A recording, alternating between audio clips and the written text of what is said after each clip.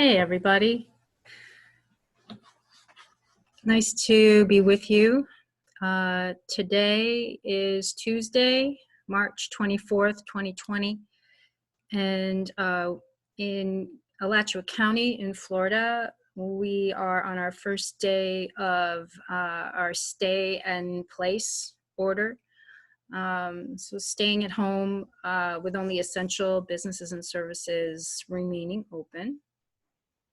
I think many of us have been living like this and practicing this for the last several days or week, but moving into actually being ordered into it, has a little bit of a different tone, a little of a different feeling.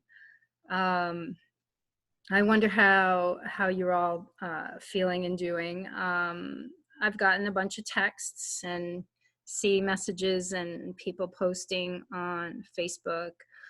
And I feel like, I see everybody responding differently and uniquely, and that's to be expected. And part of my training and practice is understanding the differences of the natures of people. So it's an interesting study. I think, we need to take pause in a way. It's like it's a grieving process in a way, a grieving of a way of being that's not available right now. And when we look at, like, we have preferences for things being a certain way. That's the root cause in Ayurveda, or just in life. It's a root cause where the mind starts to get uncomfortable and unhappy and stressed when we have these preferences and we're attached to our likes and our dislikes. So I think part of the grieving process is recognizing that.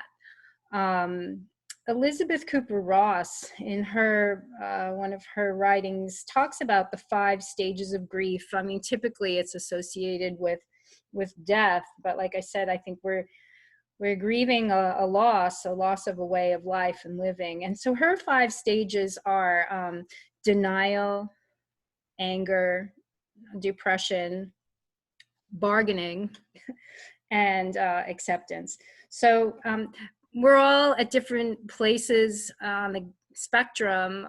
We don't necessarily go in that order. We can have multiple ones at the same time. But as we move through this process, we're actually creating a new normal. And we're writing that script by how we respond in the moment to what's happening.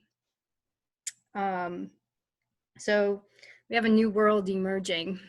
I see a lot of sameness. People, maybe a little frightened, scared, or in habitual patterns of ways of being, again, attached to their ways of being. And it's kind of like, we've been shut down from sports, theater, shopping, meetings, groups, events, things that we, normally just do without thinking about it. And, it's kind of like when one door closes, we're finding another path. We're like navigating like the prana moving through our body. If one path is blocked, it tries to find another path. So I see everyone scurrying, looking for their path to keep going so that they don't have to stop. And everyone's gravitating to the online platforms and wanting to maintain business as usual, or trying to create the pivot moment for them, and in this, we're in a vulnerable moment, and I think it's good to recognize it, honor it, allow it. It has a valid reason to be there. All of these feelings of denial and fear and anger and depression and vulnerability are very valid when we have to start letting go of habitual ways of being. This is a very good and healthy thing, to recognize this. This is going to make us a stronger community going forward.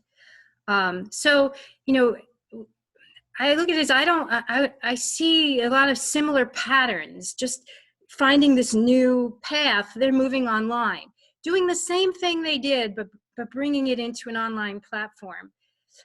I don't know if that's going to work, because, you know, now we're flooding that platform, and, you know, if we overflood that, we're just keep overflooding. And I'm getting that the message is just to, hey, you know, maybe we need to just relax and take care of ourselves, build our immunity, be strong, and find our new ways of responding that are truly, I guess, new and authentic to us.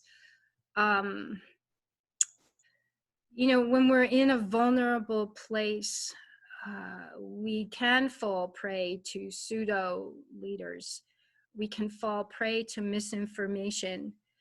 So recognizing these things are, and watching when we're judging, when we're criticizing, when we're holding on to our opinions so strongly, it's divisive, and it is a block to seeing really the truth. You know, it's just like an algorithm on your Facebook or your Google searches. You just keep getting more of what you already like, and it's feeding a divisive mind. And we need to come together now more than ever. You know, and maybe finding new ways to do that, or actually going back to older ways. You know, before we had so much of technology, because I think we're flooding the technology so much. Could we possibly overwhelm that too? And then that becomes unavailable. Maybe, maybe not. Maybe we will have the capacity and we will move more into that as a platform. And, you know, it'll be the same thing as we've been doing live, as people have been doing, and you'll have all kinds of stuff out there available, with everyone giving their opinions and their advice and their criticisms and their preferences. And, you know, it's good to be able to be expressive. And also it's good to sharpen and be as passionate about listening as we are about speaking, and hearing through those things into the fear and vulnerability that drives these divisive ways of being. And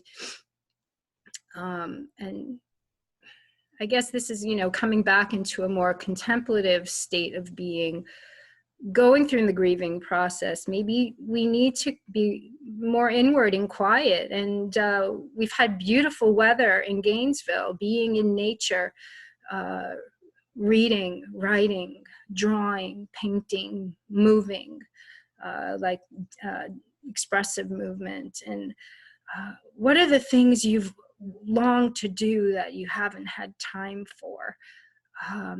You know, this is opening a window of being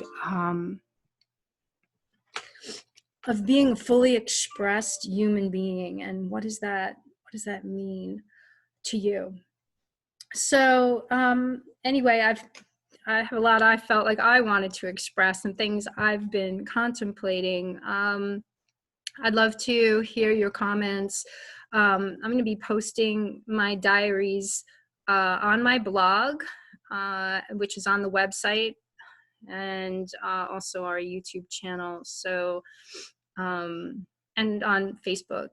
So, good. I will also send them in a newsletter. So I'm reaching out and would love for your feedback and conversation. And know that feeling whatever you're feeling right now is totally valid. It has a valid reason for being there. And we're all going through this process. Trying to remain relaxed is part of a contemplative practice to know, this too will pass, and how we respond is what's going to write the script for our new normal. So I hope that this is somewhat helpful, and we can keep our hearts open, because an open heart is a happy heart, a generous heart, and a heart that can see the truth and is pure and can serve others. So stay well, everybody. Keep practicing your social distancing in regard for others as well as oneself. And I look forward to seeing you soon. Thanks for listening. Love you all.